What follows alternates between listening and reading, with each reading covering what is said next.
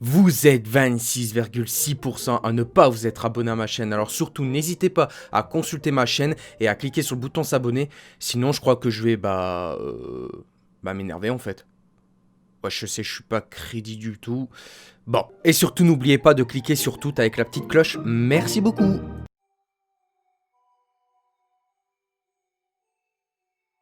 Et what's up les gens, c'est votre Benji TV, j'espère que vous allez tous très très bien et aujourd'hui les amis on va parler de mes prédictions pour la grille de F1 2022.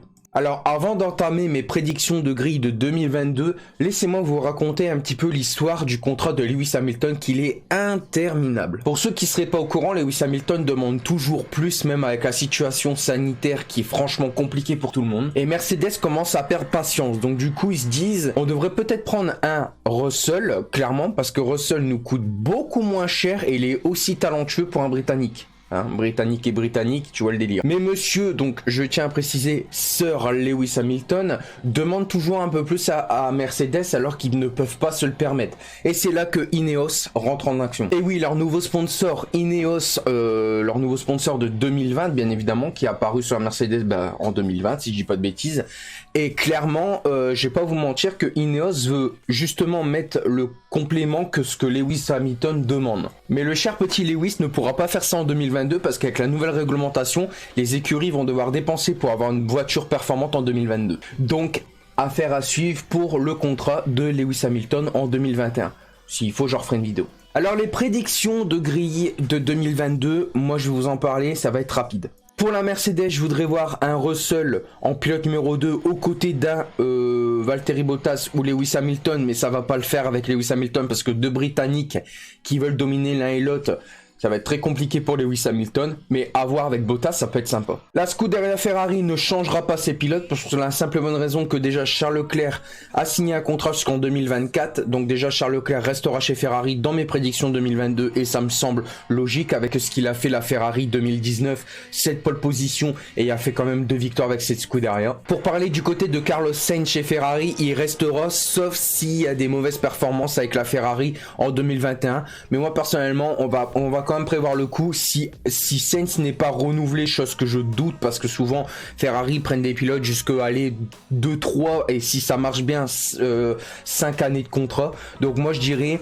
je verrais bien clairement, alors chez Ferrari je verrais bien, vous savez quoi, soyons fous, je verrais bien un Daniel Ricciardo chez Ferrari. Alors pourquoi Daniel Ricciardo? En ce moment il performe et vu qu'il s'en va de plus en plus dans des écuries, donc des top teams un peu parce que là il est parti de Renault là pour aller chez McLaren. Moi je verrais bien un Daniel Ricciardo chez Ferrari. Je pense que c'est fou, mais en vrai ça pourrait fonctionner. Un Leclerc Ricciardo, franchement ça peut fonctionner. Alors chez Red Bull c'est là que ça se complique parce que Max Verstappen, il y a des rumeurs comme quoi que Mercedes le veut de plus en plus parce que franchement il performe et il y aurait sa place dans une Mercedes, mais bon d'après les rumeurs il veut pas quitter Mercedes, il veut rester chez Red Bull, donc du coup dans l'écurie mère de chez Red Bull. Et en gros moi je verrais alors en 2022 encore Max Verstappen, mais alors aux côtés de qui? Parce que si Sergio Perez fait de la on va dire de la merde clairement, si Sergio Perez n'arrive pas à performer avec la Red Bull et que il fait une Albon, clairement il faudra voir qui prendre. Moi je verrai pas Gasly du tout parce que Gasly ne se sent pas bien avec la Red Bull, mais peut-être Yuki Tsunoda. Après ça dépend s'il fait une bonne saison aussi chez AlphaTauri, mais bon, soit ça sera Yuki Tsunoda chez Red Bull, soit clairement ça sera Sergio Perez si justement il s'améliore avec cette Red Bull. Alors je sais que ça va être fou pour McLaren. Je vois soit Daniel Ricciardo qui reste parce qu'il performe mieux qu'un Lando Norris, mais en vrai je verrai clairement Daniel Ricciardo s'il performe ou alors Lando Norris. Et en second pilote, je verrai Gasly. Alors pourquoi Gasly? Parce que Gasly performe et quand il y a une bonne voiture, souvent, il fait des miracles. Bon, c'est vrai qu'il est mieux chez AlphaTauri que chez Red Bull, mais Gasly a toujours dit qu'il aimerait bien quitter la filière Red Bull pour voir un peu vers où il peut se tourner. Donc du coup, je me dis que Gasly chez McLaren, ça peut être sympatoche. Pour Aston Martin, donc je parle bien de la Racing Point, ex-Racing Point qui n'existe plus sur les réseaux sociaux et que c'est réellement Aston Martin d'ailleurs. Pour Aston Martin, ça sera Sébastien Vettel. Et franchement, si le père Stroll a envie de lâcher, bah Lance Stroll, je sais pas. Clairement, je sais pas. Je verrais bien... Ah, peut-être à Nico Hülkenberg. Le retour de Nico Hülkenberg aux côtés de Sébastien Vettel. 2 Allemands pour une écurie british. Britannique, quoi.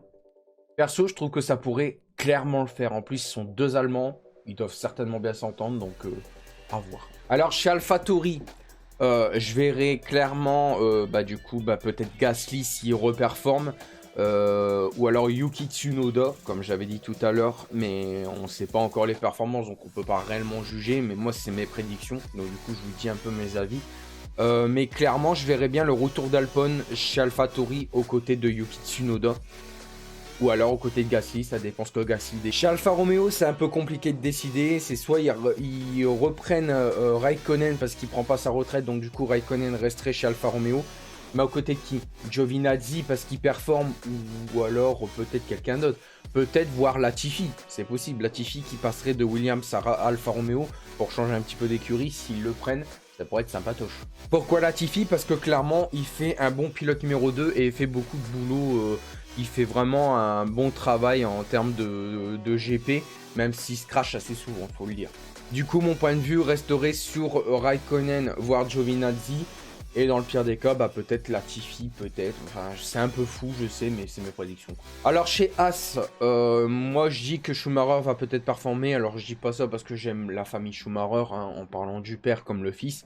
Mais clairement, j'espère que Schumacher, bon, j'aimerais le voir dans une top team. Ça serait sympa. Parce que quand même, le nom Schumacher est représenté comme une légende. Et donc, du coup, je vais pas vous mentir que As, je crois que c'est pas la place de Schumacher. Mais bon, si jamais il reperforme et que As décide de l'engager encore à nouveau, à voir. Clairement, il vient de sortir de la F2 pour être en F1. Moi, je dis clairement, Schumacher, ça pourrait le faire en pilote numéro 1. Alors, par contre, Nikita Mazepin, c'est out.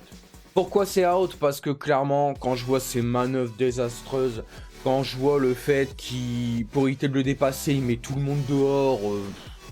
Ouais, non, clairement, Mazepin, autant au début je l'aimais bien, autant là, franchement, quand j'ai vu ses manœuvres en Formule 2, et quand franchement, j'ai peur pour l'avenir de la F1 avec ce gars-là en F1.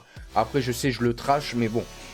Il fait des manœuvres, mais plus que dangereuses, quoi. Donc, du coup, Mazepin, j'ai pas envie de l'inclure dans la deuxième as, en fait. Alors, là, c'est ma prédiction, parce que c'est un peu mon favori en français, Théo Pourchaire.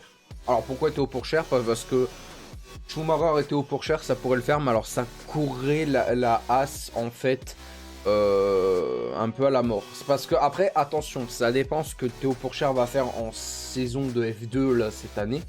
Mais clairement, s'il performe et qu'il est champion en une année, parce que c'est déjà arrivé d'ailleurs, à voir, franchement, à voir ce que ça peut donner.